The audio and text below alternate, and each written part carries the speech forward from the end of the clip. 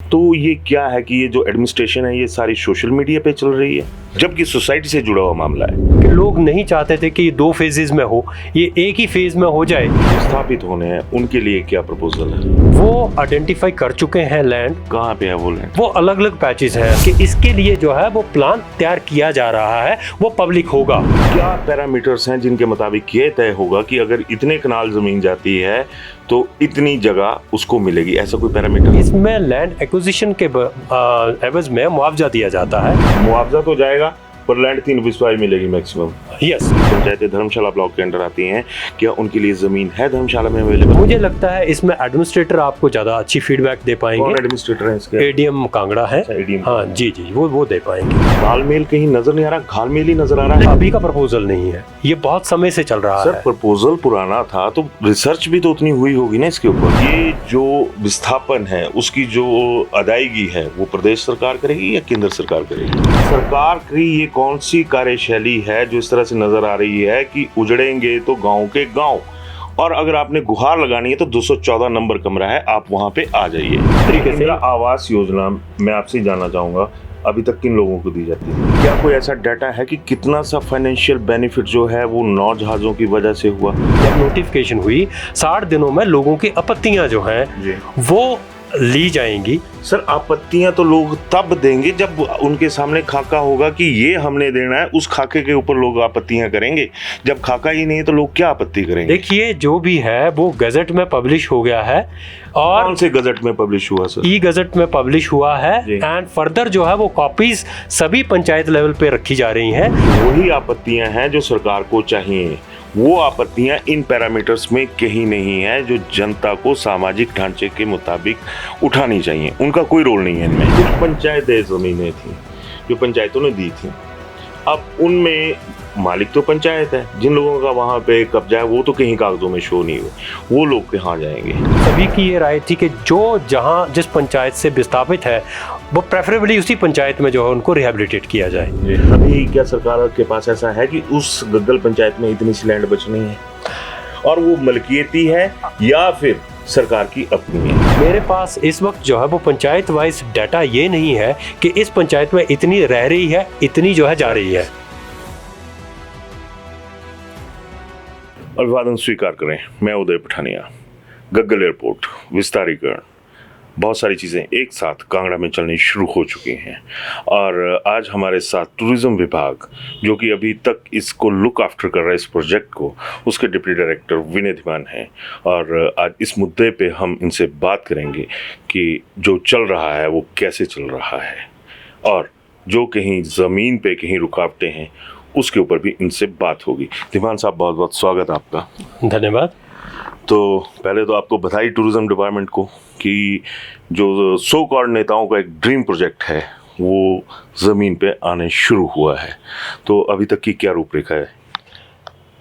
जैसे कि हिमाचल प्रदेश सरकार द्वारा कांगड़ा को टूरिस्ट कैपिटल के तौर पे डेवलप करने की डिक्लेरेशन की गई है, उसके रिगार्डिंग एक अहम कदम जो है वो सरकार की तरफ से उठाया गया है कि जो बहुत टाइम से लगभग 15 सालों से कांगड़ा के एयरपोर्ट का विस्तारीकरण का मामला जो अभी लंबित पड़ा था, उसको जो है वो अभी वार फुटिंग स्केल पे हमने एडमिनिस्ट्रेशन जो जिला कांगड़ा का है उनके साथ मिलकर के इस को आगे बढ़ाया है, और जो नोटिफिकेशन है वो जो लैंड एक्विजिशन एक्ट 2013 है जिसमें रिहैबिलिटेशन का भी एक कंपोनेंट रहता है, उसके तहत जो है वो अभी 11/1 में जो है वो जो हिमाचल प्रदेश सरकार है नोटिफिकेशन जारी हुई है, और ये एक प्रिलिमिनरी नोटिफिकेशन है, that is the intention to acquire the land. Basically लोगों की इंटीमेशन के लिए कि क्या प्रारूप रहेगा, किस तरह से एक्विजिशन होनी है, और इसी दौरान जो है वो रिलीफ और रिहैबिलिटेशन जो है एक प्लान वो भी बनना है, उसके बारे में भी रूपरेखा जो है तैयार की जा रही है। धीमान साहब, यहाँ पे आपने एक बात कही कि प्लान बनना है, और सबसे बड़ी बात यह है कि जिस तरह से अखबारों में या मीडिया के ज़रिए जो सूचनाएं दी जा रही हैं उनमें बहुत सारा घालमेल एक तरह से नज़र आ रहा है। सबसे पहला सवाल तो मेरा ये रहेगा कि जो राजपत्र जारी किया गया इसके बारे में, वो डायरेक्ट पहले लीक हो जाता है आपके सोशल मीडिया पे, व्हाट्सएप पे। और कायदे से होता ही आया है कि इसकी जो नोटिफिकेशन है वो तमाम प्रिंट मीडिया को पहले जाती है। तो ये क्या है कि ये जो एडमिनिस्ट्रेशन है ये सारी सोशल मीडिया पे चल रही है, जबकि सोसाइटी से जुड़ा हुआ मामला है। देखिए, इस जो एक्ट है उसमें मैं पूरी इसकी सेंस में आपको बताता हूँ। यह है भूमि अर्जन, पुनर्वास और पुनर्विस्थापन में उचित प्रतिकर और पारदर्शिता जो है वो मैं बिल्कुल सटीक वो शब्द इस्तेमाल कर रहा हूँ। अधिकार अधिनियम 2013। जब पारदर्शिता, ट्रांसपेरेंसी की बात आ जाती है तो कोई चीज़ छुपाने लायक नहीं बचती है। जो भी चीज़ है वो लोगों को पता लगनी चाहिए, चाहे सोशल मीडिया के द्वारा। सर धीमान साहब, मैं आपकी बात से सहमत हूँ, लेकिन जो एक सिस्टम रहता है उसको ओवरलुक क्यों किया गया? अब जिस तरह से सोशल मीडिया पे बुजुर्ग तो नहीं होंगे, या मानती है सरकार के पास ऐसा कोई डाटा है कि सोशल मीडिया पे सारे बुजुर्ग जो हैं उनके पास वो डाटा अवेलेबल है? इसको हार्ड कॉपी के रूप में क्यों नहीं दिखाया गया? जितना भी प्रोसेस है वो पूरा जो एक्ट है, जो उसकी धाराएं हैं उसके तहत इसको एग्जीक्यूट किया जा रहा है। सेक्शन 4 में जब प्रोसेस स्टार्ट होता है तो लोगों को पब्लिक ये सारी चीज़ें की जाती हैं। इसमें सोशल इम्पैक्ट असेसमेंट भी हुआ, लोगों के बीच में जो है वो एडमिनिस्ट्रेशन गया और उनको जो है वो बताया भी गया। लोगों को इनफैक्ट उससे पहले भी जानकारी थी, क्योंकि मैंने जैसे पहले कहा ये लगभग 15 सालों से कवायद जारी थी। और ये फर्स्ट फेज़ जो कि पहले 1900 मीटर कहा गया था और बाद में उस सेकंड फेज़ में वो 3010 तक जाना था। अब लोगों का ही एक हमने जो एक रहता है कि एक ऑब्जर्वेशन रहती है एडमिनिस्ट्रेशन को, और जो सरकार को भी फीडबैक थी कि लोग नहीं चाहते थे कि ये 2 फेजेज़ में हो, ये एक ही फेज़ में हो जाए, ताकि जो इतने सालों से लोग कंस्ट्रक्शन नहीं कर पा रहे हैं, लैंड की डेवलपमेंट नहीं कर पा रहे हैं, उस पे कहीं ना कहीं जो है वो विराम लग जाए और एक बार में ही जो भी प्लान है वो एग्जीक्यूट हो जाए। सोशल असेसमेंट सर्वे की बात आपने करी। सोशल असेसमेंट सर्वे के दौरान ही एक बात निकल के आई थी कि यहाँ पे बड़ी थिक आबादी है जहाँ से विस्थापन होना है, तो इसको कहीं और अन्यंतर ग्रीन फील्ड, ब्राउन फील्ड, इसमें इसको देखा जाए। क्या वो सर्वे हुए? जो जो एक्सपर्ट ग्रुप अपॉइंट किया गया, जो SIA के बाद मैंडेटरी है इस एक्ट के तहत, उनमें सोशल जितने एक्सपर्ट्स थे वो भी रहे, टेक्निकल एक्सपर्ट्स भी रहे, और उन्होंने अपनी जो है वो जो रिपोर्ट है वो गवर्नमेंट को सबमिट की। ये एक ब्राउन फील्ड एयरपोर्ट है। ब्राउन फील्ड वो होता है जो ऑलरेडी एग्जिस्ट करता है और उसको आगे कहीं बढ़ाना है, एक्सपैंड करना है, तो उसमें उसको कहते हैं ब्राउन फील्ड।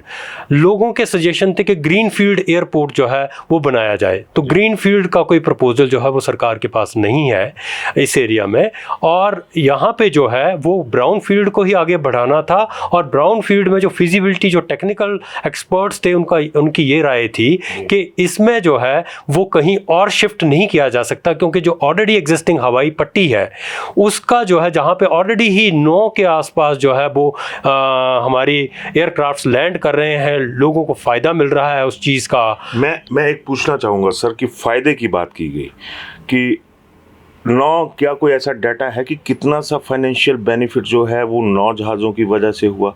आधिकारिक तौर पे क्या कोई ऐसा डाटा है जिसको कह के ये साबित किया जा सके कि ब्राउन फील्ड एयरपोर्ट ज़रूरी था बनस्पत आपके ग्रीन फील्ड्स के? देखिए, जो भी चीज़ें, अब मैंने कहा कि ये अभी का प्रपोजल नहीं है, ये बहुत समय से चल रहा है। सर प्रपोजल पुराना था तो रिसर्च भी तो उतनी हुई होगी ना इसके ऊपर। आप सही कह रहे हैं। इसमें क्या है कि कुछ फिजिकल डिफ़िकल्टीज भी होती हैं जिनकी असेसमेंट की जाती है। फॉर एग्जांपल माझी खड्ड का इशू रहा और इतने समय से यही चल रहा था कि किस तरीके से जो है वो माझी खड्ड को नेगोशिएट किया जा सके ताकि जो आगे बढ़ा जा सके। तो खड्ड से याद आया सर, मैं टोक रहा हूँ बीच में, माफ़ी चाहूँगा आपसे, क्या इसकी जो एक रिसर्च रिपोर्ट थी वो आ चुकी है? जी बिल्कुल, जो CWPRS पुणे है उनकी प्रिलिमिनरी रिपोर्ट जो है वो सबमिट हुई, उसके बाद ही सरकार ने निर्णय लिया कि आगे लैंड एक्विजिशन में जाया जाए। तो ये जो है वो जिसको कहें कि भ्रांतियां हैं कि इसमें टेक्निकल कोई इनपुट नहीं ली गई एंड इस तरह से ही सरकार ने अपने लेवल पे ही जो है वो आर्बिट्रेरीली जो है वो इसको जो है आगे बढ़ाया। अब आता हूँ सर मैं दूसरे इस पे कि सरकार ने जो सेक्शन के तहत जो इस तरह से था वो इन्होंने कर दिया।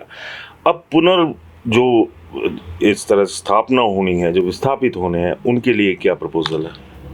उनके लिए पैरेलल जो है वो एडीएम साहब जो जिनको एडमिनिस्ट्रेटर अपॉइंट किया गया है अंडर सेक्शन 44, वो आइडेंटिफाई कर चुके हैं लैंड। कहाँ पे है वो लैंड? वो अलग अलग पैचेस हैं। लोगों की प्रेफरेंस ये थी क्योंकि दो प्रधान भी जो एक्सपर्ट ग्रुप था एसआईए के बाद जो इस पे जो चर्चा हुई, जो इनपुट्स ली गई, और सभी की ये राय थी कि जो जहाँ जिस पंचायत से विस्थापित है वो प्रेफरेबली उसी पंचायत में जो है उनको रिहेबिलिटेट किया जाए। तो उन्हीं पंचायत में जो है कुछ पंचायतें सर बच रही हैं इसमें। देखिए 2 पंचायतें जो हैं वो काफ़ी ज़्यादा इसमें रिहेबिलिटेशन की ज़रूरत पड़ेगी। उसके लिए कौन सी 2 पंचायतें सर? देखिए वो अभी एडमिनिस्ट्रेटर ही बता पाएंगे। मैं आपको जो है वो पूरी सूचना जब हमारे पास रिपोर्ट आएगी उसके बाद ही बता पाऊंगा। How is it possible Dhiman साहब कि रिहेबिलिटेशन के लिए कोई जगह चिन्हित नहीं है? कितने परिवार, आप बताइए कितने परिवार? देखिए 1200 के आसपास जो है वो परिवार, देखिए परिवार जो है वो एक यूनिट बहुत ही एक्सटेंसिव जिसकी डेफिनेशन है जी, उसमें जो है वो अभी सर्वे होना है कि कितने लोगों का विस्थापन किस तरीके से होना है, कहाँ कहाँ उनको सिचुएट किया जा रहा है। धीमान साहब की अभी सर्वे चले हुए हैं, दूसरी तरफ से नोटिफिकेशन जारी हो जाती है, सरकार के पास कोई तैयारी नहीं है कि यहाँ से अगर इतने लोग उठते हैं तो उनको वहाँ बिठाना है। अब मैं आपसे एक छोटी सी बात जानना चाह रहा हूँ सर कि क्या पैरामीटर्स हैं जिनके मुताबिक ये तय होगा कि अगर इतने कनाल ज़मीन जाती है तो इतनी जगह उसको मिलेगी? ऐसा कोई पैरामीटर है? बिल्कुल, जो एक्ट है उसमें हर चीज़ जो है वो स्पेसिफाइड है। एक्ट की जानकारी ना, मैं ऑन कैमरा बोल रहा हूँ कि एक्ट की जानकारी ना पब्लिक तक पहुँचाई गई थी ना कुछ ऐसा हुआ था। तो मैं आपसे ये जानना चाह रहा हूँ, because you represent the government, कि कितनी ज़मीन अगर एक आदमी मान लीजिए 1 कनाल ज़मीन खोदता है अपनी वहाँ पे गंवा देता है तो उसको कितनी ज़मीन जो है वो बदले में सरकार देगी और कहाँ पर देगी? देखिए लैंड के बदले लैंड जो है वो सिर्फ इरिगेशनल प्रोजेक्ट्स में जो है वो संभावित होती है। इसमें लैंड एक्विजिशन के एवज में मुआवजा दिया जाता है। जो घर जो है उनमें विस्थापन होना है तो फैमिलीज जो है यूनिट है, फैमिली यूनिट डिसाइड करके, जैसे सपोज करिए कि 4 भाई हैं, एक मकान में रहते हैं। कितनी यूनिट्स हैं सर आपके पास सर्वे? अभी 1200 यूनिट्स जो हैं वो बताई गई हैं। देखिए मैंने कहा 11/1 जो है this is the intention to acquire.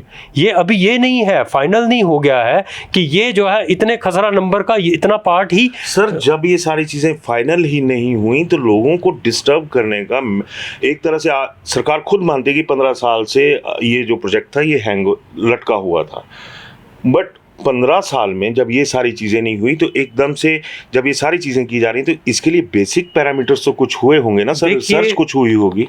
Research भी हुई है, बेसिक पैरामीटर्स भी हैं जी। मैं ये कह रहा हूँ कि अभी जो है वो 60 डेज 60 दिन जो है 10 जुलाई के बाद जब नोटिफिकेशन हुई 60 दिनों में लोगों की आपत्तियां जो हैं वो ली जाएंगी। सर आपत्तियां तो लोग तब देंगे जब उनके सामने खाका होगा कि ये हमने देना है, उस खाके के ऊपर लोग आपत्तियां करेंगे। जब खाका ही नहीं है तो लोग क्या आपत्ति करेंगे? देखिए जो भी है वो गजट में पब्लिश हो गया है। और कौन से गजट में पब्लिश हुआ सर? ई गजट में पब्लिश हुआ है एंड फर्दर जो है वो कॉपीज सभी पंचायत लेवल पे रखी जा रही हैं। अभी कल ही जो है वो डीसी साहब की अध्यक्षता में एक मीटिंग हुई जिसमें जितना भी आगे ऑफिस एस्टैब्लिश होने हैं, जो भी व्यवस्थाएं बननी है उसके बारे में खाका तैयार किया गया है। आज जो है वो 214 नंबर जो कमरा है, मैं वही बोल रहा हूँ सर कि सरकार की ये कौन सी कार्यशैली है जो इस तरह से नजर आ रही है कि उजड़ेंगे तो गांव के गांव, और अगर आपने गुहार लगानी है तो 214 नंबर कमरा है, आप वहां पे आ जाइए। देखिए एक प्रोसेस रहता है। आप जो है वो फील्ड में जब एसआईए हुआ था उस टाइम में आपत्तियां दर्ज करवा चुके थे जी। और अब जो है वो आपत्तियां ये नहीं है कि बनना चाहिए नहीं बनना चाहिए, वो आपत्तियां सोशल इम्पैक्ट जो सर्वे था उसके ऊपर थी। हाँ जी। अभी एडमिनिस्ट्रेटिव है क्योंकि अब मसला सीधा आम आदमी और सरकार के बीच में है, तो आपत्तियां तो अब सरकार के साथ चलेंगी। सोशल इम्पैक्ट सिस्टम में जो एक कमेटी आई थी उसने भी जब शुरुआत करी थी तो डिस्ट्रिक्ट एडमिनिस्ट्रेशन ने उनको परमिशन नहीं दी थी, वो बाद में आई थी परमिशन। तो मेरे कहने का मतलब ये है कि लोगों के सामने अगर सरकार जाएगी तो क्या लेकर जाएगी कि आपत्ति ये है भैया कि हमने 1 कनाल के मरले एक मरला आपको जमीन देनी है। ठीक है, देखिए, जब ऐसा कोई खाका ही मैं ये कह रहा हूं कि दो कंपोनेंट है, एक है लैंड एक्विजिशन का, दूसरा है रिहैबिलिटेशन का। तो रिहैबिलिटेशन प्लान और जो एक सोशल इम्पैक्ट असेसमेंट के बेसिस पे आगे रिहैबिलिटेट करना है लोगों को, अगर करना है तो, करना नहीं, कंपलसरी है, करना है, वो कंपल्शन है, वो सरकार पे एक्ट की बाइंडिंग है, वो करना ही पड़ेगा। चलिए, आप इस प्रोजेक्ट को हैंडल कर रहे हैं, मैं आपसे ये एक थोड़ी सी दुविधा है, तो ये मैं चाहूँगा कि आप ही इसको क्लियर करें कि ये जो विस्थापन है उसकी जो अदायगी है वो प्रदेश सरकार करेगी या केंद्र सरकार करेगी? लैंड एक्विजिशन का मैंडेट इंक्लूडिंग रिहैबिलिटेशन वो सरकार, हिमाचल प्रदेश सरकार का मैंडेट है, वो हिमाचल प्रदेश सरकार ही करेगी। एयरपोर्ट का निर्माण केंद्र सरकार करेगी, बाकी जो भी खर्चे हैं, जो भी हर्डल्स हैं, उन्हें हिमाचल सरकार उसका वहन करेगी, जो भी है। तो मैं फिर एक चीज़ उसी मुद्दे पे आ रहा हूँ कि लोगों में ये घबराहट है कि हमें बसाया कहाँ जाएगा। अभी तक जिस तरह से हमारी बातचीत हो रही है उसमें ये नहीं पता है कि ज़मीन कहाँ पे चिन्हित है। लैंड डिटेल्स जो हैं वो आज ही जो स्टाफ हमने स्पेशल लैंड एक्विजिशन यूनिट जो बनाई गई है सरकार की तरफ से, उनको ब्रीफिंग कर दी है। अब ग्राउंड लेवल पे जो है वो उनके साथ एक कंसल्टेंसी अलग से गवर्नमेंट ने अपॉइंट की है, वो जाकर के ये देखेंगे कि कहाँ पे जो अलॉटेबल पूल की लैंड है, कितनी लैंड है सर। क्योंकि यहाँ पे एक मैं थोड़ा सा एक्ट का हवाला देना चाहूँगा कि इस एक्ट में ये भी है कि आप किसी को अगर विस्थापित करते हैं तो उसका सोशल स्ट्रक्चर जो है वो नहीं टूटना चाहिए। 5 किलोमीटर के दायरे में उसको आपको दोबारा बसाना होगा। तो 5 किलोमीटर के दायरे में ज़मीन है। जितनी भी लैंड आइडेंटिफाई एडमिनिस्ट्रेटर लेवल पे की गई है, आप कितनी की गई है सर? देखिए, वो एडमिनिस्ट्रेटर आपको बता पाएंगे, वो डिटेल्स हमारे पास ऑफिशियली अभी शेयर नहीं किए गए हैं। उसमें यही है कि जो पंचायत, जहां से जिस पंचायत के लोग विस्थापित हो रहे हैं उनको उसी पंचायत में सेटल किया जाए। और वो वही बोल रहा हूँ सर कि 2 पंचायतें तो आप बोल रहे कि ऑलमोस्ट खत्म हो रही हैं। नहीं, मैं ये कह रहा हूँ कि ज्यादा अफेक्ट जो है वो लोग, वही चीज आ गई ना सर। नहीं, पूरी विस्थापन की बात नहीं हो रही है जी। हम ये कह रहे हैं, मैं गग्गल पंचायत से चलता हूँ जी, वो सबसे पहले टारगेट पे है, मतलब उसमें है टारगेट में, थोड़ा शायद गलत शब्द इस्तेमाल कर रहा हूँ, वो सबसे पहले उसकी चपेट में आ रही है। उसमें अभी क्या सरकार के पास ऐसा है कि उस गग्गल पंचायत में इतनी सी लैंड बचनी है और वो मलकियती है या फिर सरकार की अपनी है? देखिए, ये कोई ऐसा प्रोजेक्ट नहीं है कि बहुत सारा एरिया जो है वो उसमें आ रहा है। 122 हेक्टेयर के आसपास का एरिया है जो आगे एक्सपेंशन में है और 14 पटवार सर्कल है। ठीक है, मतलब रेवेन्यू विलेजेस 14 हैं, 8 पंचायतें हैं, पूरी पंचायत नहीं आती। इसमें जो है वो मेन जो सेंट्रल लाइन है उससे 200 मीटर एक तरफ, 200 मीटर दूसरी तरफ है, सिर्फ इतना ही है। उसमें कोई इतना मेजर कोई ऐसा कोई हार्डल प्रोजेक्ट नहीं है कि सबमर्जेंस हो जाएगी। ठीक है, तो ऐसा नहीं है कि पंचायत पूरी की पूरी विस्थापित हो रही है। अगर मैं यही पूछूं कि फर्स्ट पंचायत वो कितनी जा रही है, डाटा तो आ गया होना ना सर उसका? देखिए, मेरे पास इस वक्त जो है वो पंचायत वाइज डाटा ये नहीं है कि इस पंचायत में इतनी रह रही है, इतनी जो है जा रही है। सर कायदे से ये सवाल आपसे नहीं बनता है, लेकिन आप इस जो पायलट प्रोजेक्ट है, जो सरकार का ड्रीम प्रोजेक्ट है कि इसको हम टूरिज्म कैपिटल बनाएंगे, तो उसमें सर कुछ ना कुछ तो ऐसी चीज़ें आई होंगी कि जिसमें आम आदमी को भी देखा गया होगा। जिस तरह से अभी तक बातचीत चली है उसमें आम आदमी का तो कहीं कोई जिक्र नहीं है। सरकार ये कह रही है कि आप 214 नंबर कमरे में चले जाइए, वहाँ पे ये चीज़ें हो जाएंगी, आपत्तियाँ मांगी जाएंगी। आपत्तियाँ तो तब दर्ज करवाएंगे सर जब उसके सामने कोई प्लेटफॉर्म होगा। प्लेटफॉर्म सरकार अभी तक कोई दिखा नहीं रही। अभी मैं आपके माध्यम से बताना चाहूँगा कि 21 तारीख को डीसी साहब ने अलग से जो रिप्रेजेंटेटिव्स हैं, जो लोगों के रिप्रेजेंटेटिव्स हैं, उनकी अलग से मीटिंग जो है वो कंसल्टेंसी। मैं मान रहा हूँ सर, क्या सरकार को ये राय नहीं दी गई? क्योंकि ये जो ऑफिसर लॉबी है, जो आईएएस लॉबी है, एचएस लॉबी है, वो उनको ये गाइड करती है कि अभी हमने ये तैयारियां करनी है, उस लिहाज से हो।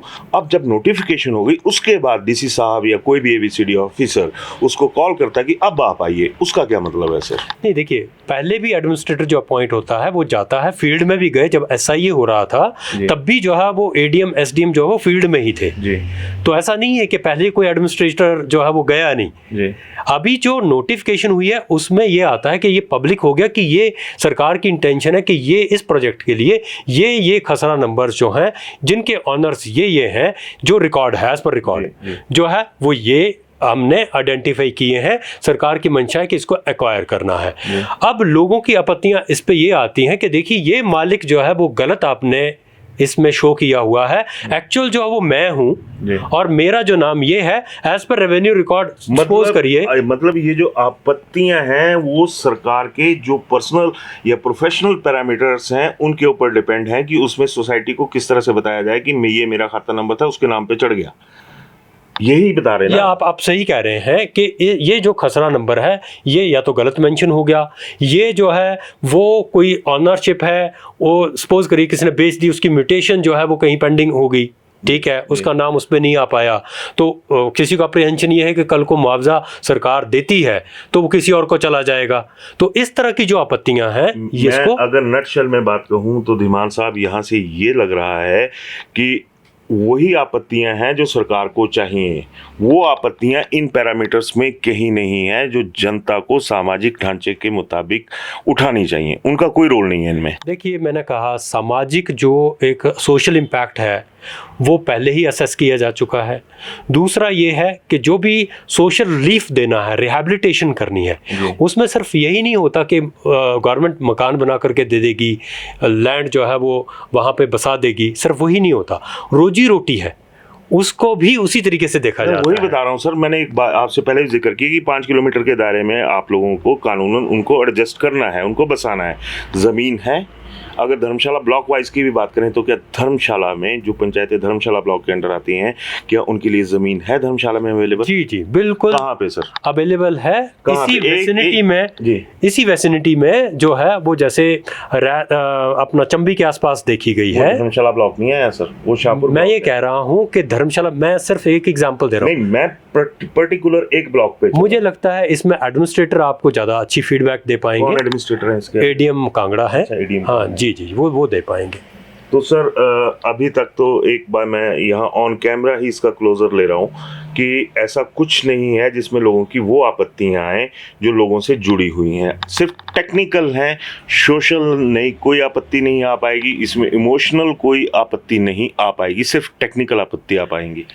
देखिए जब सोशल इम्पैक्ट असेसमेंट होती है तो उसमें ये सारे आपत्तियों को देखा जाता है जो कि देखी भी गई हैं, उसके ऊपर एक्सपर्ट ग्रुप जो है उसकी राय भी ली गई है, गवर्नमेंट को ये भेजा भी गया था।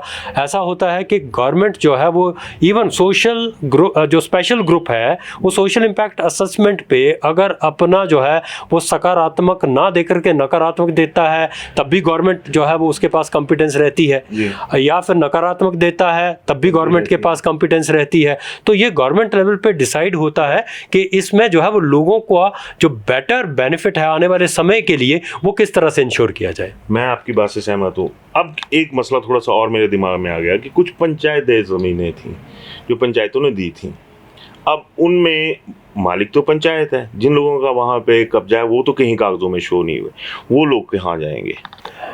जो भी लोग जो हैं, जब फैमिली यूनिट की बात होती है, अगर सपोज करें जो प्रोविजंस हैं और जितना मुझे नॉलेज है, अगर 3 साल से कोई टेनेंट बैठा हुआ है कहीं पे वो भी एक फैमिली यूनिट माना जाएगा फॉर रिहैबिलिटेशन पर्पस। उसमें तो आपको जो छोटे छोटे दुकानदार बैठे हैं वो भी बिल्कुल जी बिल्कुल बिल्कुल, जो छोटे छोटे दुकानदार हैं उनका भी जो है वो पूरा खाका तैयार किया जाएगा। दुकानदार निकले हैं, उसकी एनालिस्ट कितने हुए होंगे? देखिए ये भी जो है वो एडमिनिस्ट्रेटर के पास ही डिटेल्स रहेंगे। मैं आपकी बात समझ रहा हूँ सर, क्योंकि आप इस प्रोजेक्ट के, मैं ये कहूँ कि सामान्य आदमी की भाषा में कि आप ड्राइविंग सीट पे हैं इस वक्त, तो इसका मतलब ये मानूं कि जो दूसरी लॉबी है ऑफिसर्स की, चाहे वो एडमिनिस्ट्रेटर आ गए चाहे वो डिस्ट्रिक्ट एडमिनिस्ट्रेशन आ गई, तालमेल कहीं नजर नहीं आ रहा, घालमेल ही नजर आ रहा है कि हर चीज पे एक डिस्ट्रीब्यूशन, सामूहिक विस्थापन होगा और सरकार की आपसी कोई वो चीज नजर नहीं। ऐसा नहीं है, ये आपका मानना गलत है कि कोई सामंजस्य नहीं है। हम पूरा कोऑर्डिनेशन के साथ काम कर रहे हैं, डे 1 से जब से ये प्रोजेक्ट इनिशिएट हुआ है, डे 1 से पूरा कोऑर्डिनेशन चल रहा है। और मैं ये बताना चाहूँगा कि जितना भी अभी मैंने आपको जैसे पहले ही कहा कि 11(1) की नोटिफिकेशन इंटेंशन टू एक्वायर है। ये नहीं है कि यही खसरा नंबर हो सकता है। अगर प्रोजेक्ट की रिक्वायरमेंट हो कि कुछ कम करना है तो कम भी हो जाएगा, कुछ ज़्यादा करना है ज़्यादा भी हो जाएगा, कुछ गलत है तो उसको सही किया जाएगा। ये जो पीरियड होता है इसमें यही जो है वो सारी चीज़ें चलनी है। रिहैबिलिटेशन प्लान भी इसी पीरियड में, और रिहैबिलिटेशन का जो एक नोटिफिकेशन होनी है वो भी अभी आगे होनी है। तो उसके लिए ये पूरी जो है वो प्रक्रिया चल रही है, उसमें लोगों को भी इन्वॉल्व किया जाएगा। ऐसा नहीं है कि एक बार गवर्नमेंट ने अपनी इंटेंशन बता दी तो वही चीज़ जो है वो फाइनल हो गई है। अभी शुरुआत है, कर ही चुकी है ना। मैं ये कह रहा हूँ कि जब आप रिहैबिलिटेशन की बात करते हैं, लैंड कहाँ आइडेंटिफाई हुई, वो कुछ भी नहीं आया। नहीं, मैं वो यही चीज़ मैं कह रहा हूँ कि इसके लिए जो है वो प्लान तैयार किया जा रहा है, वो पब्लिक होगा। ठीक है, वो पब्लिक होगा। थैंक यू दीवान साहब हमसे बात करने के लिए। दीवान साहब के सामने ही मैं इसका एक क्लोजर की तरफ अब मैं आ गया हूँ कि सरकार के पास अभी तक जिस तरह के हालात हैं और जिस तरह की लोगों की क्वेरीज हमारे पास आ रही हैं, उसके मुताबिक कोई जवाब अभी तक सरकार के पास नहीं है। अगर हम ये कहें कि कहाँ पे बसाना है तो भूल जाइए, सरकार के पास अभी तक कोई ऐसा क्राइटेरिया नहीं है कि अगर आप यहाँ से उजड़ेंगे या आपका विस्थापन होगा तो आपको कहाँ जो एक बार दोबारा बसाया जाएगा। आपकी 10 कनाल ज़मीन जाती है, उसके एवज में आपको बसने के लिए कितनी ज़मीन दी जाएगी, इसका भी कोई खाका अभी तक सामने नहीं आया है। इस इंटरव्यू से आपने बहुत सारी चीज़ें समझ ली होंगी। धन्यवाद। लास्ट में श्योर मैं आपको बताना चाहूँगा, आपके माध्यम से ही लोगों को थोड़ा बताना चाहूँगा। देखिए, इसमें जो है वो जब रिहैबिलिटेशन की बात आती है तो आप जो है मुझे लगता है पूरी तरह से मेरी बात समझ नहीं पाए होंगे। मैंने ये कहा कि जो एक्ट है उसके प्रोविजंस के हिसाब से रिहैबिलिटेशन होता है। 3 बिस्वा जो लैंड है, क्योंकि मोस्टली जो एरिया है that is a rural area, ग्रामीण क्षेत्र है, अर्बन कोई क्षेत्र ही नहीं है, तो 3 बिस्वा जो है वो घर बनाने के लिए और इंदिरा आवास योजना में जो कि मिनिमम 1.5 लाख जो है वो रूरल एरिया में दिया जाता है, उतना मिनिमम मिलना ही मिलना है। और पर यूनिट जो है वो रिहैबिलिटेशन के लिए लैंड जो है वो फ्री ऑफ कॉस्ट प्रोवाइड की जाएगी। 3 बिस्वा जी, एंड चाहे जितनी मर्जी लैंड जाए, वो उसके लिए जो है मुआवजा है वो अलग से है।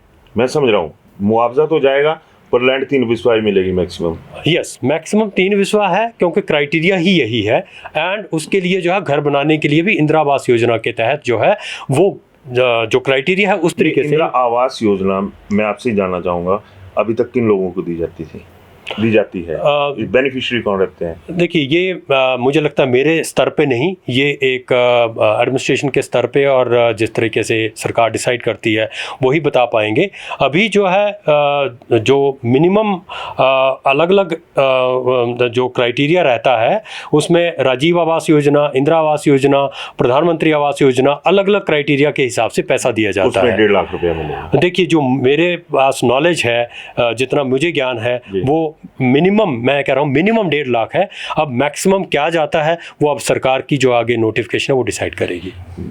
अब फिर मैं थोड़ा सा 1.5 लाख रुपया आप अपने पंचायत प्रधान से, अपने पंचायत प्रतिनिधियों से पूछ सकते हैं कि ये 1.5 लाख रुपया कब और किस दौर में किसको मिलता रहा है और उससे कितनी सी चीज़ें बन पाती हैं।